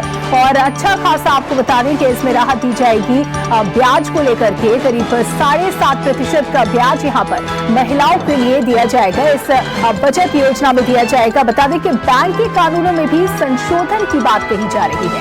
बैंक के कानूनों में संशोधन की बात की जा रही है। आरबीआई एक्ट में बदलाव किए जाएंगे। इसके साथ ही आईएफएससी एक्ट में भी बदलाव किए जाएंगे। पर्यटन में भी आपको बता दें कि पर्यटन के क्षेत्र पर भी ध्यान दिया गया है। अपना देश देखो योजना सरकार लाएगी और इससे पर्यटन में भी काफी सुधार होंगे और इस क्षेत्र में भी क्रांतिकारी बदलाव, जो कि निश्चित तौर पर सकारात्मक बदलाव होंगे, इसको लेकर के तैयारी की गई है। तो बजट हम आपको सुनवा रहे हैं। वित्त मंत्री निर्मला सीतारमण का ये बजट, और वहीं महिलाओं के लिए आपको बता रहे हैं कि इस तरीके से महिलाओं को भी ध्यान में रखा गया है। महिलाओं के लिए महिला सम्मान बचत योजना का ऐलान किया गया है, जिसमें 2 साल के लिए 2 लाख तक का निवेश होगा और इसमें 2 लाख की बचत पर यानी कि 7.5% का जो निवेश ब्याज है वो उन्हें मिलेगा। तो महिलाओं को भी ध्यान में रखा गया है। इसके साथ ही जिस तरीके से चिकित्सा के क्षेत्र में भी बदलाव किए गए हैं, काफी जिस तरीके से फोकस रखा गया है, तो लगभग हर सेक्टर पर फोकस यहां पर रखा गया है। हर सेक्टर पर एक फायदा पहुंचाने की कोशिश की गई है। आम जन को कहीं ना कहीं संतुष्ट करने की पूरी कवायद के तौर पर इसे देखा जा रहा है। और खास तौर पर यह भी कहा गया कि ये बजट एक ऐसा बजट जो कि आखिरी व्यक्ति तक पहुंचे। इसके लाभ, इस बजट के जो लाभ है वो आखिरी व्यक्ति तक पहुंचे, इसका भी खास खास ख्याल रखने की बात कही जा रही है। रेल की अगर बात की जाए तो रेल में आपको बता दें कि 100 अहम नई योजनाओं की पहचान की गई है और अब इन पर काम किया जाएगा। तो नई कर योजना का ऐलान किया गया है। आपको बता दें कि युवाओं के लिए भी बहुत कुछ खास 47 लाख युवाओं को भत्ता देने की बात कही गई है। 3 साल तक लगभग 47 लाख युवाओं को भत्ता देने को लेकर के योजना आई है, ऐलान किया गया है। पीएम कौशल विकास योजना 4.0 को लॉन्च किया जाएगा। इसके साथ ही जो फोकस रहने वाला है वो स्किल और रोजगार के लिए फोकस रहने वाला है और स्किल और रोजगार के लिए आपको बता दें कि एनईपी पर काम करेगी सरकार। तो तमाम ये महत्वपूर्ण ऐलान किए गए हैं वित्त मंत्री निर्मला सीतारमण की ओर से। किसानों की अगर बात की जाए तो 11 करोड़ किसानों को 2.25 लाख करोड़ की मदद देने का भी ऐलान किया गया है।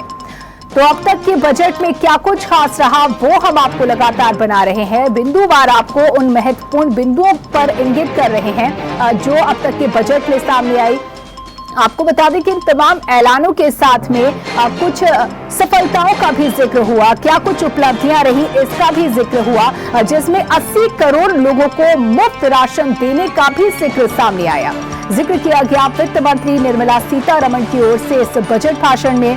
पीएम सुरक्षा योजना से भी लाभ पहुंचा है अगर बात की जाए, और वैल्यू के हिसाब से डिजिटल लेन देन जो है वो बढ़ा है, 70% तक डिजिटल लेन देन बढ़ा है। तो ये तमाम उपलब्धियों का जिक्र करते हुए अब आगे की क्या रणनीति होने वाली है इस पर ऐलान किया गया, इस पर बात की गई। तो सबकी नजर जिस पर लगातार बनी हुई है, जिस पर सबसे ज्यादा बात हो रही है, और वो ये कि टैक्स का जो इसमें काफी बदलाव किए गए, टैक्स की योजनाओं में बदलाव किए गए हैं।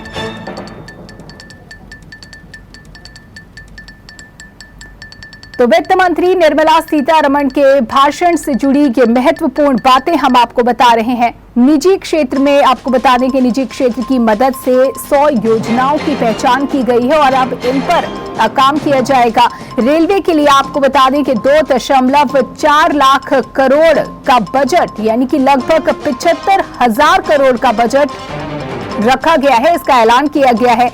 किसानों को ध्यान में रखते हुए किसानों के लिए भी तमाम महत्वपूर्ण ऐलान, और आपको बता दें कि किसानों को डिजिटल ट्रेनिंग दी जाएगी जिससे वो समय के साथ कदम ताल कर सके, क्योंकि ज्यादातर चीजें अब डिजिटल होने वाली हैं। तो ऐसे में किसानों के लिए भी उनको डिजिटल ट्रेनिंग देने की बात कही गई है और लगातार हम डिजिटल होते जा रहे हैं, डिजिटलाइजेशन की ओर बढ़ रहे हैं, और ऐसे में जो किसान है वो कहीं पीछे न रह जाएं, इस पर भी बात की गई है और किसानों को डिजिटल ट्रेनिंग देने की बात की गई है। इसके साथ ही आपको बता दें कि एयरपोर्ट से जुड़ी भी महत्वपूर्ण घोषणा की गई है। 50 नए एयरपोर्ट बनेंगे, 50 अतिरिक्त एयरपोर्ट बनेंगे, यानी अभी जो एयरपोर्ट्स हैं इसके अलावा 50 नए एयरपोर्ट का निर्माण किया जाएगा। और इसके साथ ही न सिर्फ एयरपोर्ट बल्कि वाटरवे का भी निर्माण किया जाएगा, वाटरवे बनाने का भी ऐलान किया गया है। इसके साथ ही आपको बता दें कि एरोप्लेन, एरोपोर्ट्स का भी निर्माण किया जाएगा, एरोड्रम्स का भी निर्माण किया जाएगा। तो ये निर्माण पर भी फोकस है, इन्वेस्टमेंट जिस तरीके से किया जा रहा है उसका भी ऐलान किया गया है। महिलाओं पर ध्यान दिया गया, विद्यार्थियों पर भी ध्यान दिया गया है। हेल्थ सेक्टर में, यानी कि स्वास्थ्य के सेक्टर में भी महत्वपूर्ण ऐलान किए गए हैं। तो वित्त मंत्री निर्मला सीतारमण ने अपना 5वां बजट पेश कर रही हैं वो, और उसके महत्वपूर्ण बिंदु हम आपसे साझा कर रहे हैं।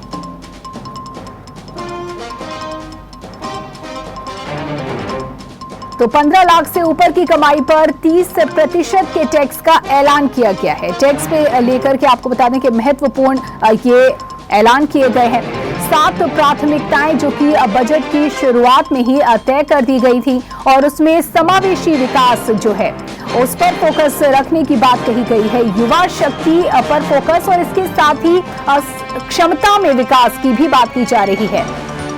और जिस तरीके से शुरुआत में किसानों को ध्यान में रखते हुए इस क्षेत्र में कृषि क्षेत्र में भी महत्वपूर्ण ऐलान किए गए, जिसमें मोटे अनाज पर फोकस किया गया है, यानी कि ग्लोबल हब आने वाले समय में भारत बने मोटे अनाज को लेकर के इस पर भी महत्वपूर्ण ऐलान किए गए हैं। ग्रीन ग्रोथ सरकार की प्राथमिकताओं में है। मोटा अनाज जो कि स्वास्थ्य के लिए बहुत अच्छा है, तो स्वास्थ्य पर ध्यान देते हुए अब भारत को ग्लोबल हब मोटे अनाज के लिए इसके तौर पर एस्टैब्लिश करने की बात कही गई है और इसको लेकर के बजट घोषित किया गया है। और जैसा कि आपको बताया कि उपलब्धियों की भी बात यहां पर कही जा रही है। उपलब्धियों में आपको बता दें कि 2014 में 157 मेडिकल कॉलेज बनाए गए थे। अब इसको आगे बढ़ाने को लेकर के बात की गई है। आगे किस तरीके से बढ़ाना है, किन किन बिंदुओं पर काम करना है और इसको लेकर के महत्वपूर्ण बजट पर सभी की निगाहें कि कितना बजट यहां पर होने वाला है, इसको लेकर के भी महत्वपूर्ण ऐलान किए गए हैं। आपको बता दें कि ई कोड के तीसरे चरण पर भी काम होगा। इस बार के बजट में इसको लेकर के भी ऐलान किया गया है। 7,000 करोड़ रुपए इसको लेकर के आवंटित किए गए हैं। इसको बजट जो है निर्धारित किया गया है और ई कोड के तीसरे चरण पर 7,000 करोड़ रुपए का बजट तय किया गया है। मुफ्त अनाज पर आपको बता दें कि इस बार भी दिल खोल कर खर्च करने वाली है सरकार। 2 लाख करोड़ का बजट मुफ्त अनाज पर तय किया गया है और इसका ऐलान किया गया है। मुफ्त अनाज पर 2 लाख करोड़ का बजट का ऐलान किया गया है। इसके साथ ही नई योजनाओं पर भी काम होगा। नई योजनाओं पर आपको बता दें कि 75,000 करोड़ रुपए का ऐलान किया गया है, बजट का ऐलान किया गया है। एमएसएमई सेक्टर में स्पेशल पैकेज की बात की गई। आर्टिफिशियल इंटेलिजेंस के नए 3 सेंटर बनेंगे और इसका भी ऐलान किया गया है। लैब में बने, आपको बता दें कि हीरे के क्षेत्र में रोजगार को बढ़ाने की बात कही जा रही है। इसको लेकर के व्यवस्था का ऐलान किया गया है, तो लैब में बने हीरे के क्षेत्र में रोजगार बढ़ेंगे। वही बात रेलवे की कर लें तो 2.4 लाख करोड़ रुपए का इस बार बजट, जिसमें 100 अहम योजनाओं को पहचाना जाएगा और उस पर काम किया जाएगा।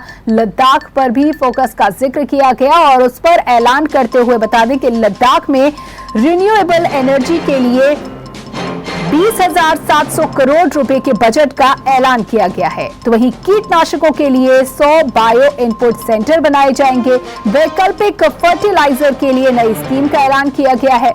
1 करोड़ किसानों से आपको बता दें कि नेचुरल फार्मिंग करवाई जाएगी। तो ये तमाम सेक्टर्स जिन पर गौर किया जा रहा है और जिसको लेकर के महत्वपूर्ण ऐलान किए गए हैं। पुराने वाहनों के स्क्रैप के लिए राज्यों को मदद देने का भी ऐलान किया गया है। 11 करोड़ किसानों को आपको बता दें कि 2.25 लाख करोड़ की मदद की जाएगी। 11 करोड़ किसानों को 2.25 लाख की मदद के ऐलान किया गया है। बजट साझा किया गया है। ग्रीन क्रेडिट कार्ड का नोटिफिकेशन जल्द ही हो जाएगा। इसको लेकर के व्यवस्था का ऐलान किया गया है। कौशल आधारित शिक्षा नीति पर इस बार फोकस रहने वाला है और इसको लेकर के विशेष बजट और इसका ऐलान किया गया है। एमएसएमई पर आपको बता दें कि एमएसएमई के लिए ब्याज के लिए में 1% की छूट रहेगी। क्रेडिट गारंटी योजना के लिए 9,000 करोड़ रुपए आवंटित इस बजट का ऐलान किया गया है। इसके साथ ही राष्ट्रीय वित्तीय रणनीति के लिए वित्तीय सुधार योजना भी सामने आएगी। तो इससे जुड़े जो लूप होल्स थे, इससे जुड़ी जो कमियां थी, इसमें सुधार को लेकर के भी बजट का प्रावधान किया गया है। तो रेल पर हमने आपको बताया, युवाओं के लिए क्या कुछ खास, चिकित्सा में क्या कुछ खास होने वाला है। लगभग इन सभी सेक्टर्स पर बराबर फोकस किया गया है, ध्यान दिया गया है। और सेहत के लिए भी आपको बता दें कि फार्मास्यूटिकल सेंटर्स में इजाफा किया जाएगा, बढ़ोतरी होगी। बैंक के कानूनों में जिस पर सभी की निगाहें हैं और अब चर्चा हो रही है, जैसे ही ये ऐलान सामने आए हैं, बैंक में आरबीआई के कुछ नियमों में अब बदलाव किया जाएगा। बैंक के कानूनों में संशोधन किया जाएगा। आरबीआई के एक्ट में आपको बता दें कि बदलाव होंगे और आरबीआई एक्ट में बदलाव के साथ साथ बता दें कि आईएफएससी एक्ट में भी बदलाव होंगे। पर्यटन पे आपको बता दें कि खास तौर पर पर्यटन में देखो अपना देश योजना सरकार लाने वाली है और इस क्षेत्र में भी महत्वपूर्ण ऐलान किए जा रहे हैं। महिलाओं के लिए आपको बता दें कि तोहफा के तौर पर इसे देखा जा रहा है। महिलाओं को ध्यान में रखते हुए महिला सम्मान बचत योजना का ऐलान किया गया है, जिसमें 2 साल के लिए 2 लाख के निवेश का प्रावधान और 2 लाख की बचत पर आपको बता दें कि 7.5% का ब्याज रहेगा। ये योजना 2 साल के लिए यानी कि 2025 तक ये योजना, जो कि महिला सम्मान बचत योजना है, ये 2 साल के लिए चलेगी। बुजुर्गों के लिए आपको बता दें कि न सिर्फ महिलाओं के साथ साथ बुजुर्गों के लिए भी बचत के दायरे को बढ़ाया गया है।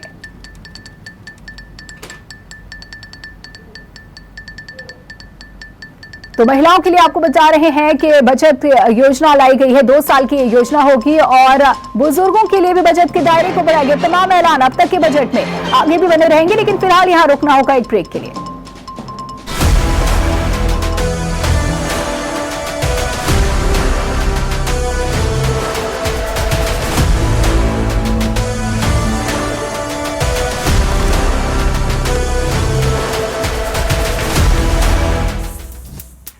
मस्त मस्त है, बड़े मस्त है, टेस्ट में भी लज्जत है। बावर्ची की सोया बड़ी बड़ी मस्त है। बावर्ची न्यूट्री सोया बड़ी, इसमें है हाई प्रोटीन जो खाने को बनाए एक हेल्थी डाइट और टेस्ट में बड़े मस्त है। बदलते युग की बदलती टेक्नोलॉजी, घर की दीवारें छत होंगी पहले से मजबूत। मोरंग लाने व छानने से छुटकारा पाइए। अब सीमेंट और मोरंग की जरूरत हुई खत्म। इस्तेमाल कीजिए बेस्ट प्रोडक्शन का रेडीमिक्स प्लास्टर और brick jointer, ISO certified, strength tested by IIT। ईंटों में ना लोना लगेगा और ना ही सीलन लगेगी और ना ही पड़ेंगी दरारें। बेस्ट प्रोडक्शन, डिस्ट्रीब्यूटर और डीलरशिप के लिए संपर्क करें 1800-257-0506। सिर दर्द से फट जाएगा। अजूबी लो। सर दर्द, बदन दर्द, दांत दर्द, जुकाम, अजूबी से आराम। अजूबी। कब्ज, गैस, पेट का भारीपन दूर करे। टेक्नोफार्म की कैस्टोफिन टैबलेट व चूर्ण कब्ज भगाए। कैस्टोफिन टैबलेट व चूर्ण कैस्टोफिन। यूपी में ब्राइडल क्वालिटी और लेटेस्ट वैरायटी देने के बाद अब अंकित साड़ीज लाए हैं लेडीज वेयर के साथ मेंस वेयर की शानदार range. Ethnic wear, Indo western sherwani, designer कुर्ते, सूटिंग शर्टिंग। उत्सव आपका, कलेक्शन हमारा। अंकित साड़ीज आएं और अपने उत्सवों के लिए संपूर्ण रेंज पाएं, वो भी होलसेल रेट में। वेडिंग के latest collection, bridal lehenga, gown, party wear saris, salwar suit. Ankit saris, P road, Generalganj, Kanpur. नई ब्रांच 255 पनकी रोड, कल्याणपुर। खाने में स्वाद जागे, पोषण मिलेगा सबका, सेहत का ध्यान रखे, ये फेवरेट है सबका। खुशबू उड़े निराली, व्यंजन में जान डाले, वाह वाह रे बावर्ची, कहते हैं खाने वाले। 100% शुद्ध कच्ची घानी का बावर्ची सरसों का तेल। बावर्ची खिलाइए, सबको रिझाइए। बावर्ची 24 घंटे इमरजेंसी सेवाएं देने वाला Chandni hospital private limited, multi specialist hospital, Aryanagar, Kanpur. Hospital की ओर से संचालित Chandni school of nursing and paramedical centre व चांदनी कॉलेज ऑफ नर्सिंग, यहाँ कुशल निर्देशन में तैयार किया जाता है पैरामेडिकल और नर्सिंग स्टाफ। अगर आप भी मेडिकल लाइन में पैरामेडिकल स्टाफ के तौर पर बनाना चाहते हैं करियर, तो ज्वाइन कीजिए Chandni school of nursing and paramedical centre, Vikas Nagar, Lakhanpur, Kanpur. Chandni colleges of nursing, Basausi, Ramabai Nagar, Kanpur.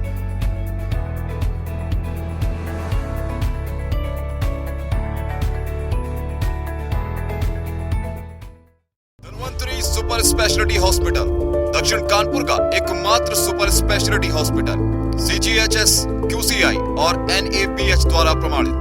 दक्षिण कानपुर में सभी तरह के विशेषज्ञों से सुसज्जित एकमात्र super speciality OPD, round the clock critical care expert द्वारा कवरेज एवं अत्याधुनिक मशीनों से लैस ICU। कानपुर के एकमात्र विश्व स्तरीय super speciality fully SS modular OT, सभी प्रकार के कैंसर का विश्व स्तरीय इलाज,